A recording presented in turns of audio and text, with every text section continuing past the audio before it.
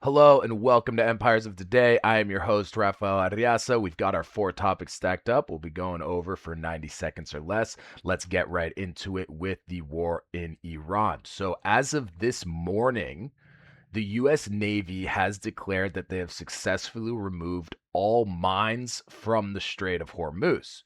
This is, of course, really significant because that means that the Iranians have no capacity to put down more mines.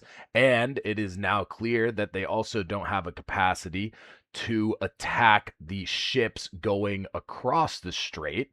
As of now, they are still technically in some sort of talks and negotiation with Oman to determine what is the best way to transit the ships through the strait. And they have also agreed, both Oman and Iran, with the United States to clear out any remaining mines that might have actually been missed.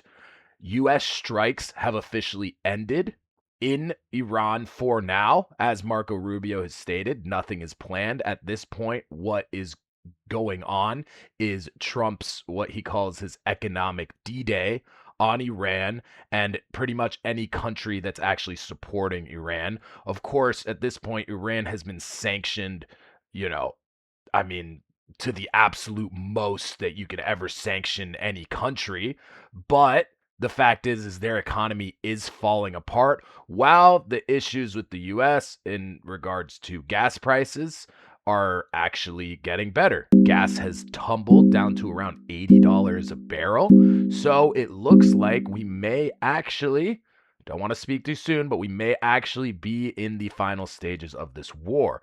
The USS Abraham Lincoln was replaced by the USS George Washington, the aircraft carrier. So there actually aren't two aircraft carriers there. There's only one. And once again, there's no more strikes being planned. So we shall see if this final set of economic pressure is what officially takes out the regime and allows for some sort of peace in the region. Now, as far as Russia and Ukraine, Russia conducted an extremely large attack specifically targeting one of Ukraine's largest malls, shopping malls, killed about 16 people, and Ukraine has retaliated significantly, targeting yet another Wild Berries warehouse, as well as some more oil fields, oil refineries, sorry, and of course the military infrastructure that is supporting the building of weapons, missiles, etc. Now, what's happening because of Ukraine's consistent success is that Russia is now having to export its crude over to Kazakhstan and re import it back because the oil refineries are being targeted so much. At this point, it is 1.46 million casualties have been confirmed throughout the course of this war. And even though it doesn't seem like it's coming to an end anytime soon, it does at least seem like the Europeans are taking more of a role in the defense of Ukraine. So the UK has allowed for completely confidential, classified military information to go to Ukraine in order to develop weapons, specifically drones. Denmark has also assisted in creating a fuel refueling supply for Ukraine, specifically for their weapons. And France is also beginning to send more significant armaments to Ukraine, while obviously Russia is beginning to debilitate severely with its people starting to essentially revolt against Putin. We're not quite there, but it seems like we're getting there. And here's to seeing if we can wrap up this part of the war theater as well.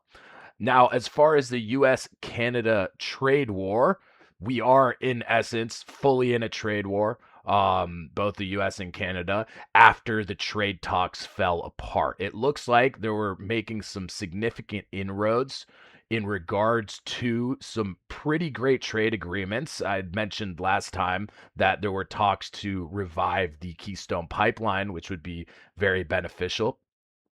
It really began to fall apart because Canada wants to maintain a significant level of sovereignty when it comes to its economy and when it comes to dealing with other countries. The US was proposing some serious economic integration, but Canada would have had to essentially forego any further trade agreements or even trade negotiations with other countries, giving the US more control over Canada's relations with other countries. This was, of course, not acceptable to the Canadians, specifically Mark Carney and his government. But when it comes down to economic integration, is really what would most benefit both the US and Canada. I would take it even further to say that Canada should actually politically and economically integrate with the United States. When it comes down to it, Canada has 1.67% of its GDP is spent on defense.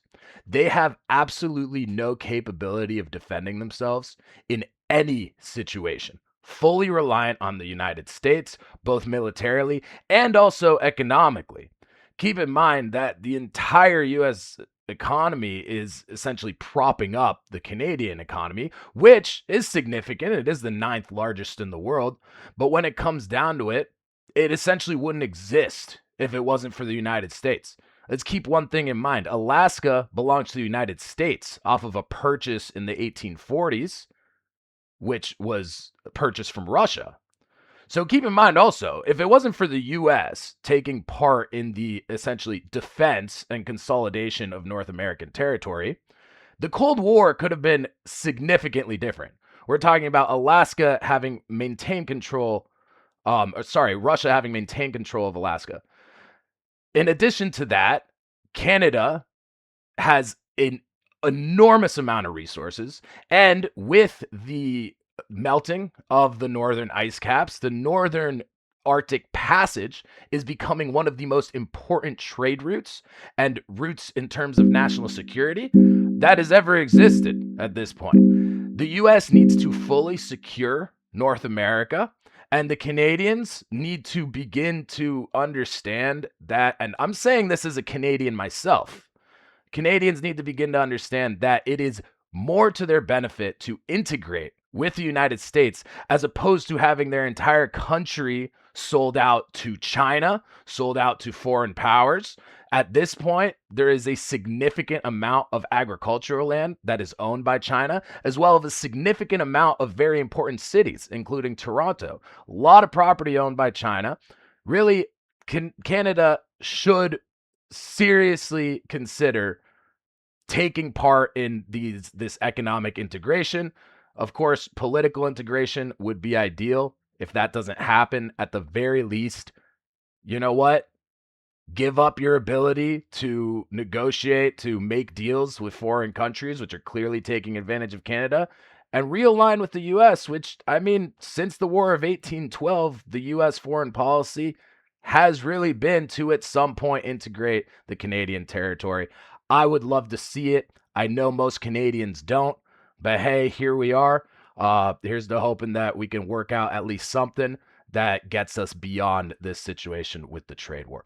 That's all we've got for today. Went a little bit over on some of those topics, but a lot of great information. We'll be back next time with an update on everything we've talked about. Once again, in the description, we have a link to donate to both Colombia and Venezuela, the efforts going on over there for rebuilding and rescue. And aside from that, hope to see you next time. Have a great day.